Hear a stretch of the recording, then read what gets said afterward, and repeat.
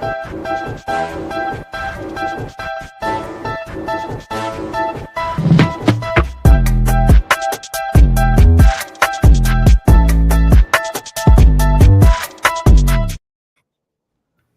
everybody. I'm Candid Frank, Gary Groob here, and also Lars Tiffany and Bob Tarring.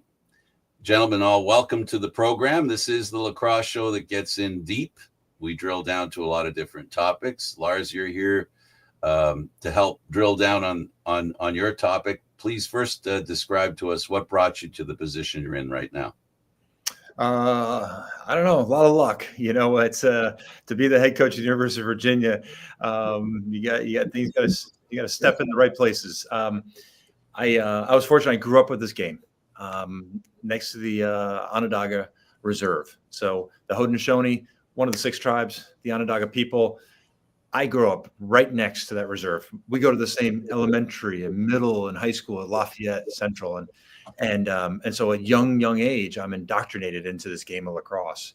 You know, with my native friends and non-native friends, we played baseball, basketball, football, and then there was this game of lacrosse that just was different. It felt different. It was more intense. There was a spirit to it. There was an energy about it, and of course, we were really good. We had the Native Americans on our team compared to the all non-native teams we were playing, and so that's how this all started, Frank. And the initiation of the game, you pretty much answered the next question, but we'll just see if we can fill any blanks. What was it about the game that's kept you in? Yeah, I mean, what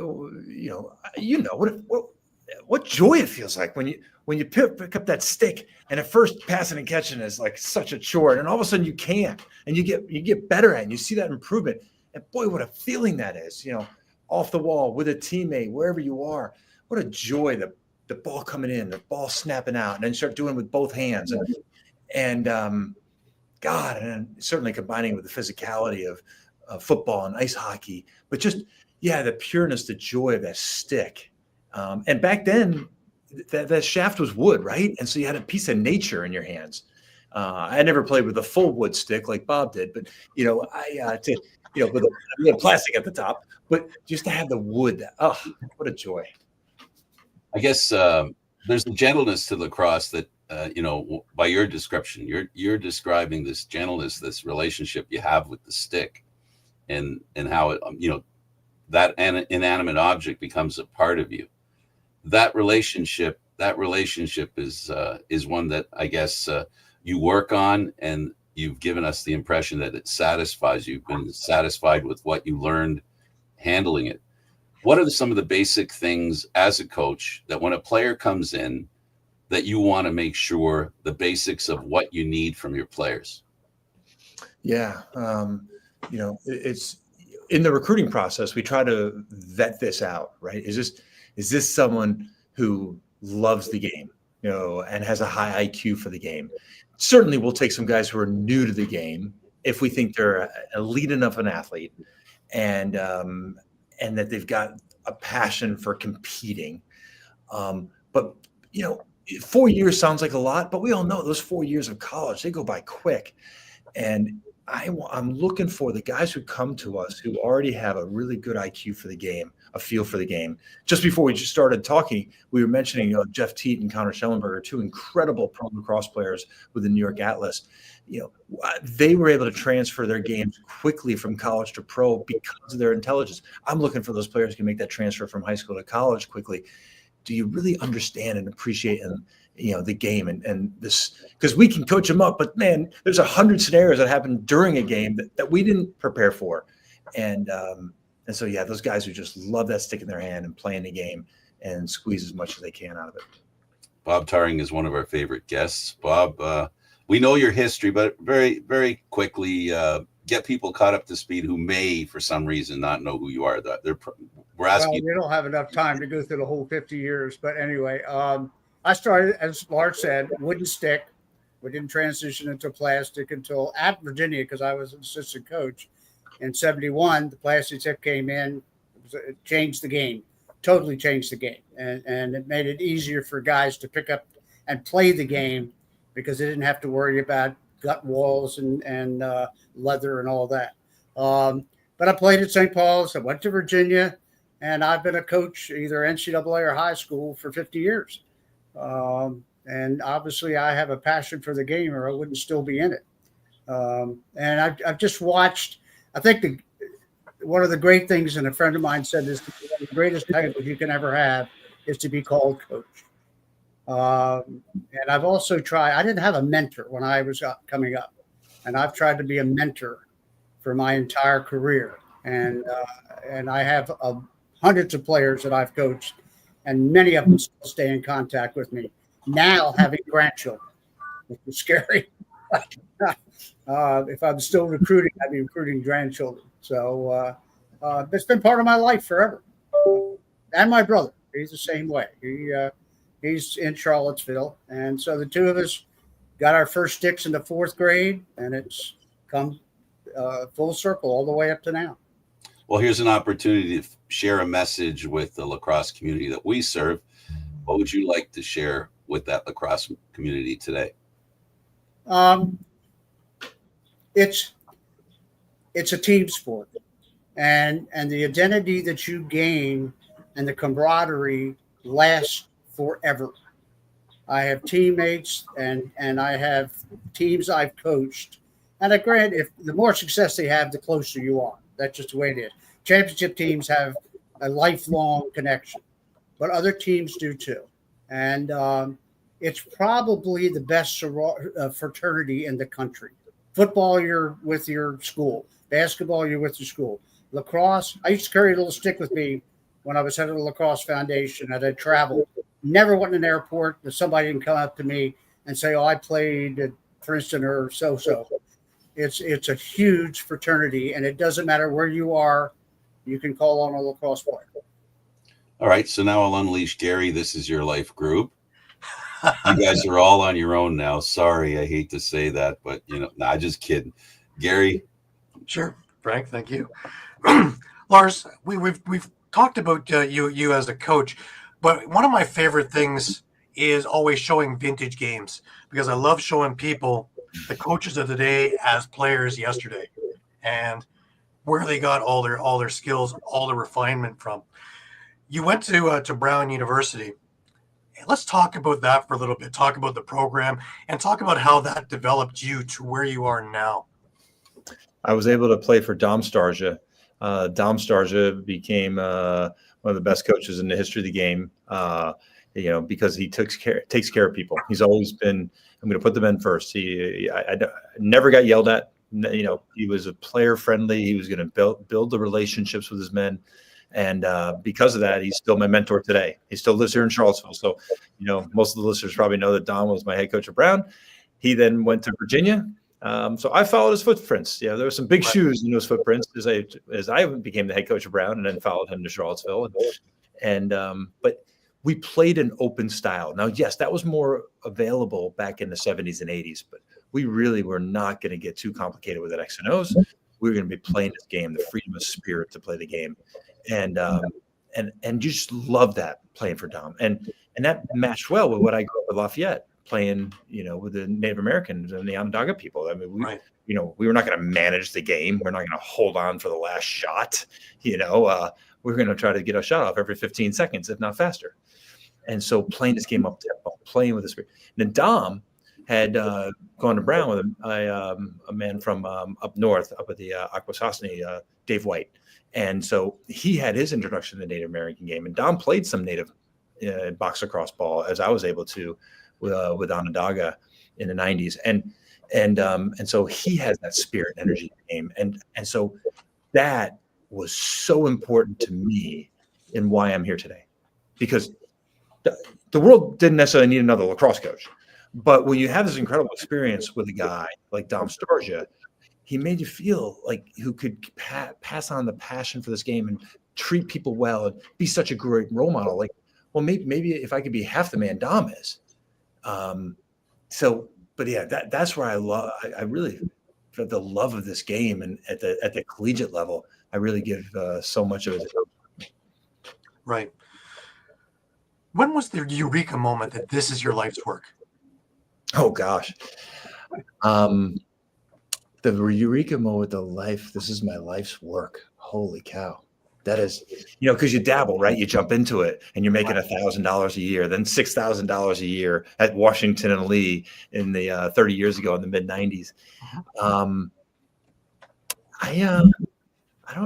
mean, I think I was always like, I was going to give, I loved it. And I think, it's interesting. I always wanted to be the head coach of my alma mater. That was the dream job. Right. I want to be the head coach of Brown, and, the moment that happened, that might've been like, wow, this is amazing. I'm back in Providence, Rhode Island, 16 years after graduating as the head coach. And, that was the moment I knew I made it. So I don't know if it was a eureka moment, but that was the moment I'm like, wow, this is professional success. Right. Well, on your way up to Brown, you had a chance to work with a number of really, terrific coaches along the way, being their assistants like Glenn Thiel, Jim Stagnita, guys like that. Talk about working for them and how they affected how you perceive the game. We all have to take what we can learn from everybody we meet on this planet. Sometimes we only get 10 minutes with somebody, and maybe sometimes a couple of years. In those couple of years, you have an opportunity to really grow. My first assistant position was with a man named Shane Lynch, and I learned about tough love, how to coach men with tough love, care about them, but be tough on them. And then I go down to WNL and I'm with Jim Stagnita, and boy, my eyes opened up. I learned so much lacrosse. No wonder he's been so successful at PLL. That man can flat out coach. He opened my eyes to X's and O's and strategy and schemes I just hadn't seen before. And without those 2 years, that was like a boot camp of a PhD in lacrosse. Without that, I wouldn't be here. 2 years, next 2 years, I'm with Rick Soul up in Hanover. Rick Soul, how to make an individual player better, skill development. Rick wasn't going to get too complex with the 10v10, 6v6 picture, but boy, was he going to push you to be a better lacrosse player, and the skills and the drive and the work. So I learned a lot about player development from Rick Soul. Then I get to go with Glenn Thiel and Penn State. And, what Glenn was able to give me was really the freedom. I mean, I got to act like a head coach Monday through Friday. Saturday, he was obviously, his name was at the top of the roster, but I was able to be a guy who got to implement and experiment and make some big mistakes, with 10-man rides or certain defensive schemes, but he let me try things and experiment. And it may not have always been the best for Penn State lacrosse. So eventually we did get to the NCAA tournament, but I'm so grateful that he trusted me. Right. One of the things you're known for, though, is, you've built a bunch of these programs from really kind of not living up to their expectation to being powerhouses. Brown comes to mind, Virginia comes to mind, and it is about fundamentals. And I think right from the beginning, that's we do everywhere you go. Man-down defense goes from lower to top. Power play, all these other things have come in. How does that style work when you're talking with a freshman group and things like that to get your message across? Yeah, well, it's usually an easier indoctrination because we do play up tempo and fast. That's the game I learned from the Native Americans and perpetuated at Brown University, the way Dom Starsia wanted to play the game.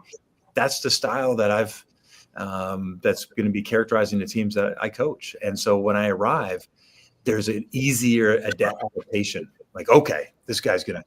But then the stuff we sneak in there, Gary, is that we are actually more complex than I want our opponents to think we are. That I want maybe our recruits to be. Like the amount of time we spend on our clear, on our ride, on our man up, man down. There's a level of complexity that is, I'm not saying it's greater than every other team we play, but we really dive in. And again, the IQ is so critical for me. And so I think what we're able to do is make it appear it's wild. Because if we have a choice of a scheme that's a little more up-tempo versus more conservative, we're going to go up-tempo. And there's going to be parts of it where there is no structure in this early part of the offensive game. And so because we give our men both a voice, collaboration in our program is huge. And I think we do more collaboration than anyone in the country. And we give them the freedom to make mistakes. One of my years at Brown, we were number one in the country in goals scored. And we were also like third in the country in turnovers. I was like, we didn't care. If it means more goals, then we'll accept more turnovers. And so when you make it more, players don't feel, risk averse, that they're encouraged. I told Connor Schellenberger multiple times, We need more turnovers out of you. You're playing too conservative. You know, Right. I don't want a quarterback with 25 touchdown passes and 3 interceptions. I'd rather have 40 touchdown passes and 12 interceptions. Let's go. And so because of that, we get the buy-in, and then we try to cultivate and master that within the man up and man downs. Right. They're also not afraid of making mistakes because it works in their advantage.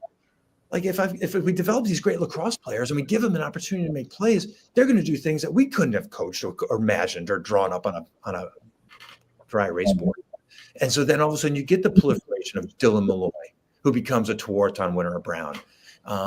You know, these guys showed up at Brown or at Virginia in Connor Schellenberger's case, amazing, but we allowed them to play the game and take it to a new level without the holding back their constraints, physical constraints, or some sort of like, hey, don't make mistake constraints. Right. So I guess the point is play with a high pace all the time, that when you play teams who can't play that high pace, you create a real weakness and a difference between the competition. Compete at a level that our opponent is unable or unwilling to sustain. I remember that quote from Beamer, and so I use that with men. Compete at a level your opponent is unable or unwilling to sustain. Yes, when we play ACC opponents, they can run with us. They got similar horses, right? So now it isn't more of those X's and O's and strategy and some of those finer little things, but some of those other opponents, let's run them off the field. Well, it's that theory that you're trying to break. You know that saying, you can bring a horse to water, but you can't make them drink. If you make them drink to begin with, you don't worry about bringing them to the water. It's that theory. That's why I'm sorry I had to jump in, because that struck a nerve with me. Yeah, I appreciate that. Thank you for that, Frank. Bob, why don't we bring you into the conversation here? You and Lars have been Thanks, friends Gary. for many years. I've had the privilege of being around this program ever since 1971. But I've had the privilege of being around the program since Lars took over, and I've just watched the development, the change, and I'm going to ask you a little bit. It was kind of alluded to. You changed the culture, and I know you did it at Brown because I've talked to a couple guys that played for you. You came in with a goal and a culture that other coaches I know are trying to copy all over the country. Mention a little bit about how you've done it and what makes it different, the culture that you have developed. Yeah, in 2 different ways, at Brown versus Virginia. Brown, I was an alum, so I knew inherently the school and the vibe and what works and how the academics. And at Brown, we literally just Brown State. Like, what does that mean? It was this moniker that had come from the 70s, and it was essentially, hey, let's act like a state school. We're an Ivy League school, but we're going to compete on that field. You're going to feel like you're going against a bunch of state school dudes, and we're going to battle and fight for every last ball. And we were able to create something there. With Virginia, I'm an outsider coming in. And that first year, I realized after year one, when we didn't have that much more success, and we were still having some problems off the field, and on the field, we weren't playing together, united.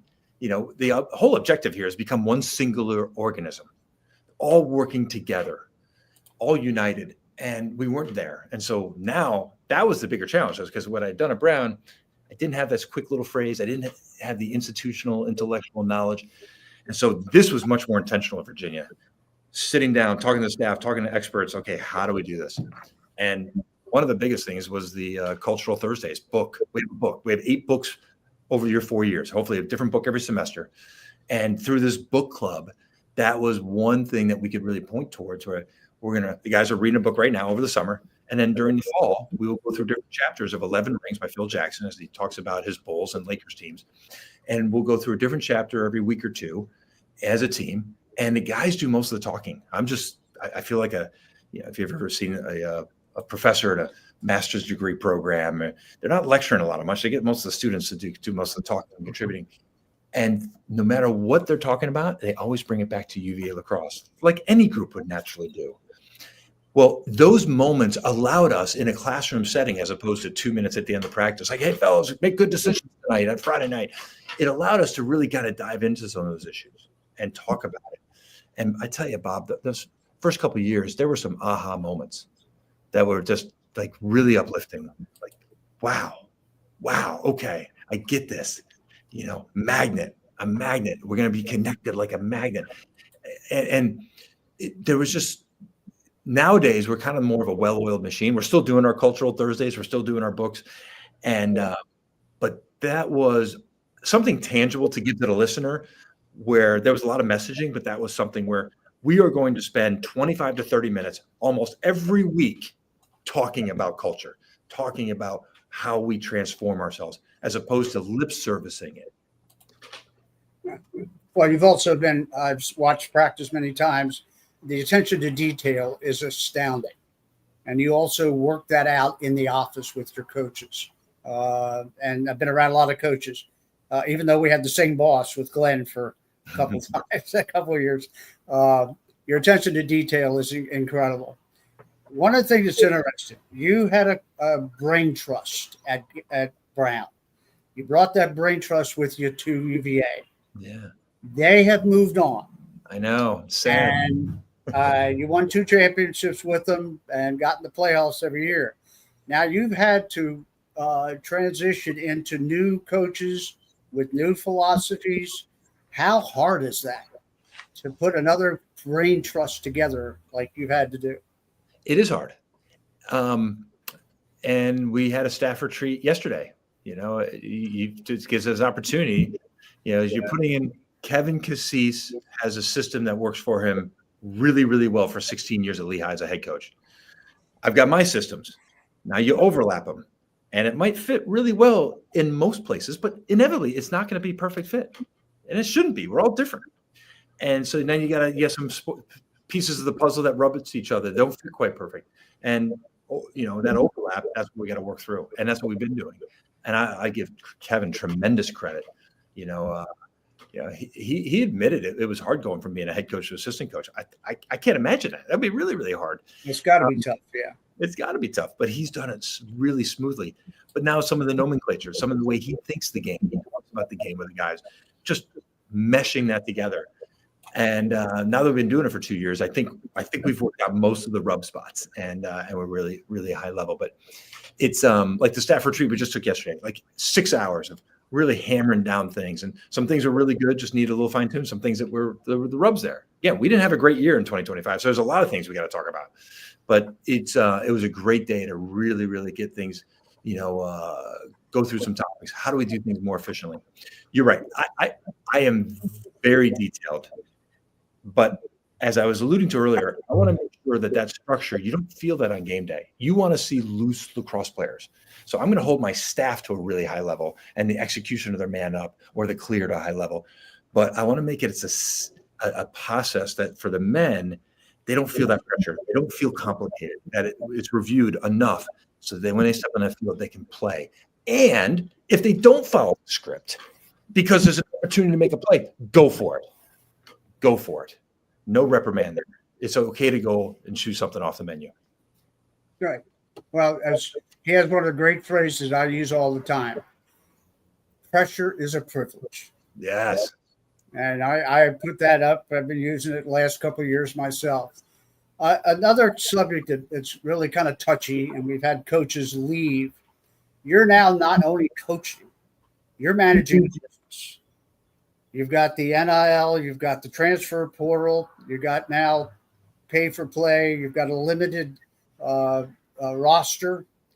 How are you handling that as a head coach? It's yeah. There's I'm sitting at my desk and there's more piles on the desk, right? And and a lot of them have to do with fundraising. Whether it's fundraising for the budget to endow our scholarships, for potential NIL opportunities, as we're still trying to figure out what NIL looks like since the House for Sensible Settlement was approved June 6th. There is so much more in terms of fundraising. I've had 3 meetings last week, and I'm having 2 meetings this week talking about how do we raise money? What can we do financially? How do we get this program to be as rock solid as it's been in the past in the new era? You know, thinking about this, I mean, for my athletic director, what a difficult time. She just lost 15% of her revenue, annual revenue, because that $20.5 million of rev share that goes towards the athletes. That's not the NCAA fund. That's the Virginia Athletic Department's revenue source that's putting that $20.5 million, as every other athletic department that wants to win national championships is opting in. And so we're down $20 million a year. And so the programs, we got to step up and figure it out. And so, yeah, so it's I can see why college football and basketball programs have GMs. I'd love the GM. We're just not a revenue generating sport. So you're looking at them. Now I can see where that's going to be. It's going to be a phase of coaching that nobody wanted, but they're stuck with it. Especially the fundraising, handshaking. I mean, the revenue. And what do you think the teams that don't buy into this? How do you think they're going to fare in the long run? Right. And that's my concern is I want to make sure our athletic department does buy in, that understanding that we've got to increase the resources that we provide to the next generation of talent, the talent acquisition process, the recruiting process. We need to make sure that we're in a position that come September 3rd, when the 2027 high school class recruiting commences, that we are on equal footing with our competition. And since the House for Sensible-Based Settlement, that's not mandated anymore. If a university wants to have twice as many scholarships as what was the norm, they can do that. Now that athletic director and the board has to approve it, and they've got to raise a ton of money to do it, I'm assuming. But there's no more salary cap on scholarships. So we're talking to Gary. He's up there in Toronto. If you want to go to Canada and get some great ball players, they're up there. But you got to go with a fistful of dollars. And we're like 4 or 5x to get a great degree down here compared to going to some great schools and staying up there to McGill and such. And so, man, if you have those extra resources, I'm going to Canada, and we've been fortunate to have some Canadians, but I would like to get some more. So you've got to make sure you stay relevant. And so that's what this, it's a little bit of paranoia. We haven't seen a huge influx of additional scholarships into our sport in the month since the House settlement happened. But there's a concern that certain schools, especially Big Ten and SEC schools, Big Ten has men's lacrosse, that they do have more resources, that they do have more backing. And so I need our alumni base, Bob, and our friends groups to really understand that now we need to endow our scholarships and endow our resources now. A little paranoia is dealing with reality, isn't it? Yeah. I'm in education for a reason, Frank. I'm not a businessman. I don't know what marketing is. I'm not on social media. I don't have any followers. I want to teach. I want to coach. And man, I'm getting in some different arenas. And some coaches have dropped out because of that.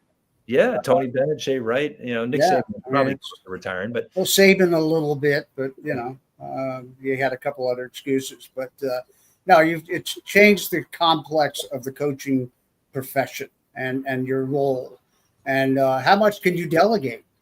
They want to see the head coach to shake hands to ask for the money, right?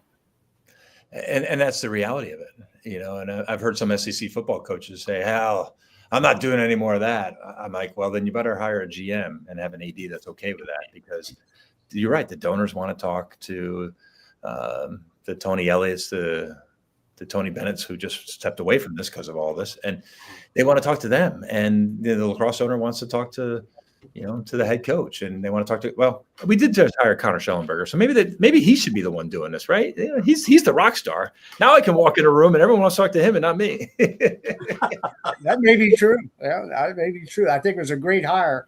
What do you see with all the going on, the future of the NCAA, the ACC's future?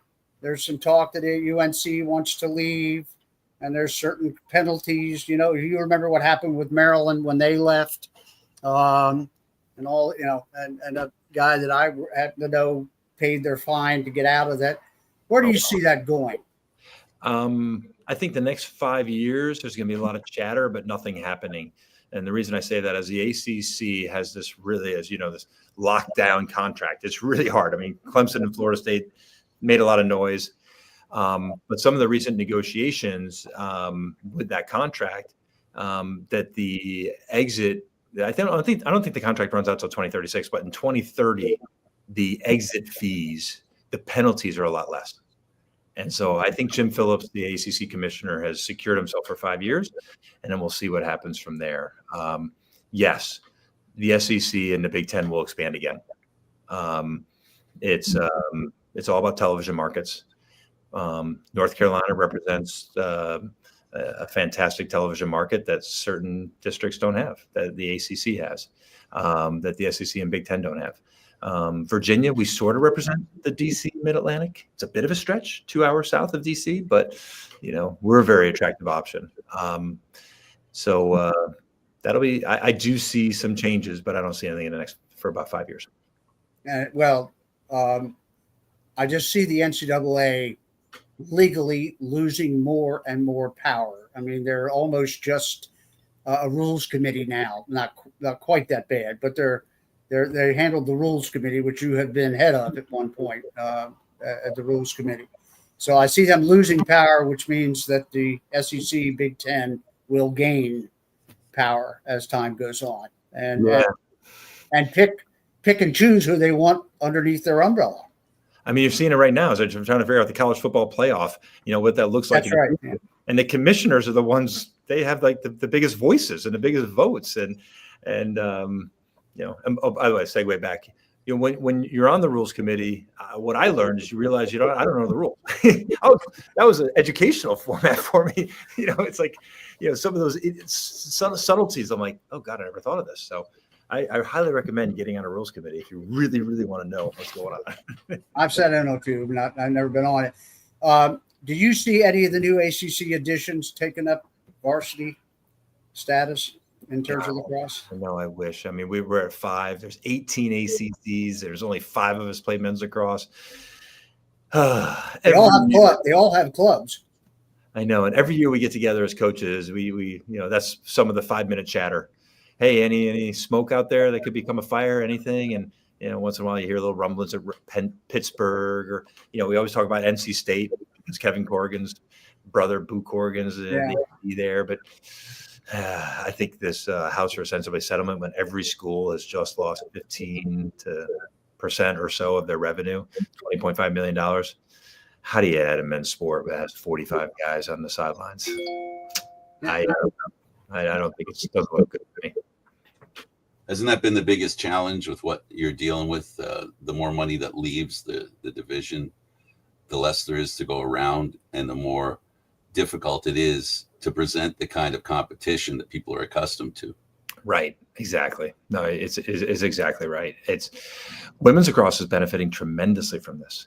I know you've seen the growth there. That's been well documented already. But in terms of number of scholarships, now that the House for Sensible Settlement has lifted the limitations, and so certain ACC programs in women's lacrosse, every athlete on that 38-woman roster is going to be on a full ride. Isn't that amazing? And it's an opportunity for schools to truly be Title IX compliant and bulletproof. And plus, if they want to add, let's say, more scholarships for other sports, if they choose baseball, for example, let's add a bunch of women's scholarships on lacrosse or soccer, whatever they choose. It's just so much. There's so much individual decision-making and autonomy by each school now that they can say, hey, let's focus our resources. Boston College, they could say, hey, women's lacrosse and men's ice hockey. Let's put more scholarships into that. So it's some people love that. It's just the parity that we sort of had. There's never been absolute parity, right? But we had a bit of socialistic parity here. Now, week in, week out, you can see gay teams, if you compared their scholarship numbers, could be very different. Let's talk about something that's really good. Klockner Stadium, probably the best, if not the best venue for lacrosse in the country. I think I'm a little carrot. It's now going to be, it's now going to be host to the NCAAs next year. What does that bring to the school and to you and to the program? How does that manage? It's really exciting. Certainly a major carrot for our team, to make sure we're going to be there. But that's another thing, challenge. Yeah. We're going to be there with our equipment on, or are we going to be in the stands? It's wonderful. This town loves lacrosse, And some towns it's just obvious. Johns Hopkins has got their history right there in Baltimore. Syracuse, one of the birthplaces of the game of lacrosse with the Onondaga people there. Middle of Virginia, really? But because you're Charlottesville, this little community loves their lacrosse, and to celebrate it and to reward this community with the NCAA Final Four, it's a massive win for everyone around here. We'll be playing at Scott Stadium, the football stadium, because the capacity is much more matching of what we expect the crowds to be in that 30 to 35,000 range. That's great. How did you get that, in a bid, or what was the process? I'll give Anna and D'Ambrosi all the credit. She's our facility. It was a bit of a long shot, or maybe a lot of a long shot is what I should say. It all started with FIFA coming in and taking away our 2026 site. Well, they took away some other sites too. And so now the NCAA started scrambling about a year and a half ago. They thought they had something, that fell through. Then they started looking at some others, realizing, okay, and that fell through. I still think we were like the third choice at this point. And a couple cities just weren't able to get back to the NCAA in time and confirm. Literally, the NCAA said, we need to make a decision May 2025 at our NCAA tournament, 1 year out. We can't be less than 1 year out, still unknown. And there's a certain city that wasn't able to pull the trigger because of their professional sports teams weren't ready to tell them yes or no. We were like, what's interesting is Anna is a Corrigan. People that don't know that. Oh, that's right. She is a Corrigan. Mary D'Ambrosi is her aunt, who was Gene Corrigan's, my boss's sister. So the Corrigans are entrenched everywhere. Absolutely. Anna is incredible. She runs a great game. Unbelievable. All the paperwork she did. This wouldn't happen. I mean, it was such a long shot. Why even bother doing all that paperwork and setting everything up? She did it. Well, they did a poll a couple of years ago, and for the NCAAs, and it was majority of people wanted to go back to the college venue and get out of the NCAA. I mean, they hardly filled the stadium. We heard that from the NCAA representative. Yeah, I've read that. Yeah. He said, I would like to, he told us a couple months ago before that was decided. He's like, this might be the perfect opportunity for me to experiment with doing it because we have the best excuse. We lost our facility. And so I know he was leaning towards this, but I still think there was others saying, no, if we can get the NFL stadium and the city, that's kind of what we need. I mean, I will admit, hotel rooms are going to be a little tight around here. We can do this, but bring your camper. Better get your motel room now because there won't be one. You'll be sleeping in your car next. Never mind how high the cost will jump up. That's right. That's right. Seen that happen too. The NCAA isn't going to do anything unless they make money. They're just not. And it's all about the money. And I've been in NCAA tournaments just like he has. And once they take over, they take over. You're just part of the process. We get the parking now. We get the parking. Oh, you do? Okay. Well, that's a good. I didn't know that. At Towson University, we didn't have a care about the parking anyway, so it wasn't that big a deal. Lars, you've had great success recruiting, and it's so competitive. Yeah. Now you've got some real stars coming in. You've got Millen's brother coming in. I had an opportunity to coach against them at McDonough. And quite frankly, I think his brother is a really good quarterback. Great vision. At least that's the 2 years I saw him. Very good vision. And I think he could be a Schellenberger type of player for you. Is that what you're looking at? He is an exceptional. Brendan Millen has an incredible IQ. I've talked about that earlier in the show. Right. He fits that prototype of what we're looking for to a T. He can play on the left side. He can play on the right side. He was a crease guy for him as a freshman at McDonough, because he had a lot of other players. So he found a role. He can play at X. He does have a lot of Schellenberger's early qualities and traits. I hate to make that comparison, putting someone next up to Jeff Teed or Connor Schellenberger, but he's got a lot of potential there. And he complements his brother because they played much better together when they were together at McDonough. He really does. Absolutely. And what are you going to do for some midfield meet this year? Yeah, we're really excited about Owen Cran coming in. That guy gets up Yeah. and down the field. He's a very, very good recruit for us. He'll be playing in the All-Star games that should be nationally televised on Saturday night at the New Balance games, run by the Corrigan Sports Enterprises. And Robbie Hopper, the defenseman coming in from Long Sigmity, Archbishop Spalding. He wreaks havoc in the middle of the field, and he flies up and down the field, picking up the ball, shooting and scoring. So between Owen Cran on the offensive side and Robbie Hopper on the defensive side, that should be a nice jolt for what happens to the middle of our field. And at the Faceoff X. And you had some injuries and red shirts that are going to be complimenting this year, right? Oh yeah. Yep. We got to stay healthy this year, and a couple couple red shirts will be back. So there's some promise, and we brought a couple of transfers. Got a couple of defensemen coming in here, Aiden Murnane and Michael Meredith that'll help us. We graduated 5 defensemen. Most of them have played a lot, so we needed to hit the transfer portal, and that's the benefit of the transfer portal. There's some downsides of it, but there's some positives too. Are they all 6'6", 225? Yeah, these guys are a little smaller. I know. Yeah. We had a nice little run there with 6'6" and the canopy. Well, you sure did. Intimidated a lot of people. Looking for any goalie controversy this year, or is it look pretty good? I hope there's a little bit of controversy. Kyle Morris should be the starter. Yeah, he's been a starter in the past for a few stints there, but I'm really hoping that Troy Capstraw and Patrick Bice can give him a run there. Troy had a year here. Hopefully he settles in as a second year here, and then Patrick coming in as a first year goalie. He's coming off a knee injury, didn't play this past spring, unfortunately, because of the ACL. I didn't know that. Okay. Yeah, but he's highly touted. We have high expectations, but yeah, Kyle Morris should be the guy day one, and I hope that the experience he had in the NCAA tournament in 2024 and starting at 4 or 5 games in 2025, takes some of that newness off this whole thing. Yeah, I think so. I think he can really help you this year in the maturity wise. Got a year under his belt, so and that's a key position for you. Face off, how you doing there? How good to handle that without Kip? Yeah, I mean Kevin Cassis and Kip shared the face-off responsibilities, so, that's right. So Kevin can migrate right in there. The real question is who's coaching the goalies. You might be looking at the guy, and I've never done it before, because I don't. If Schellenberger can warm him up, but I think I'll be the goalie coach. Face-offs, we're really fortunate.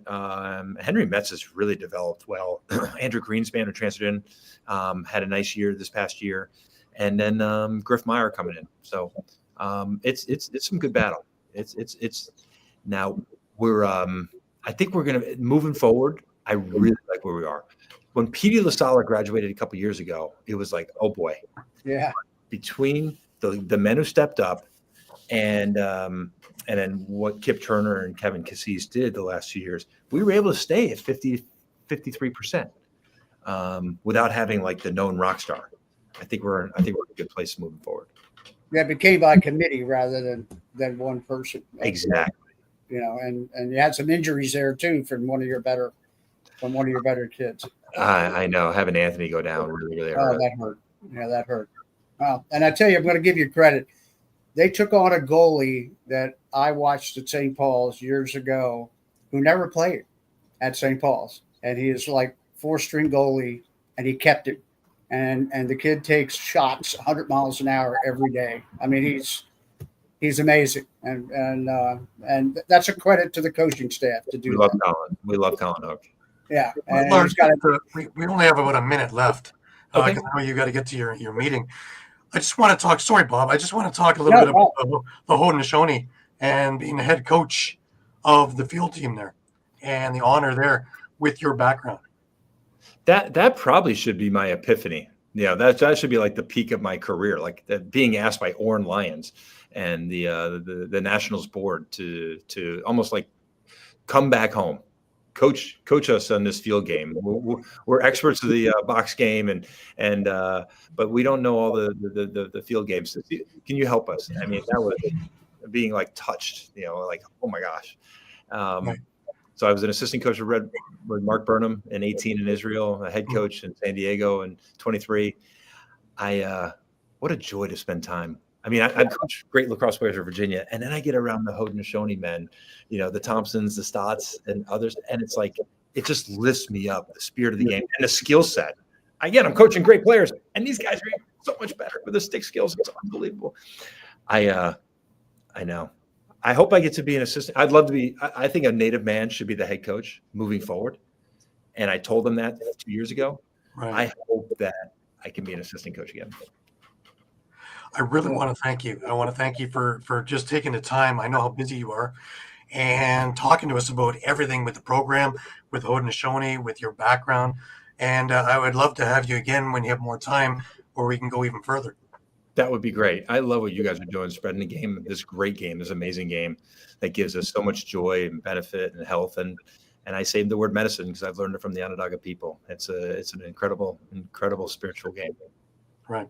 And Bob, as always, I appreciate everything you do with me, for me, and all of our conversations off air and everything like that. So I look forward to many, many more. My pleasure, Gary. Anytime.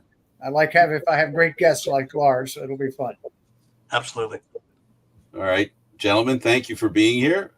For Lars Tiffany, Bob Taring, Gary Groob, I'm Candid Frank Stanisci, and a little tease for next time. We never talked about the Olympics. Until next time, we'll come back later and check things out. Thanks for watching NLL Lacrosse Talk. Thank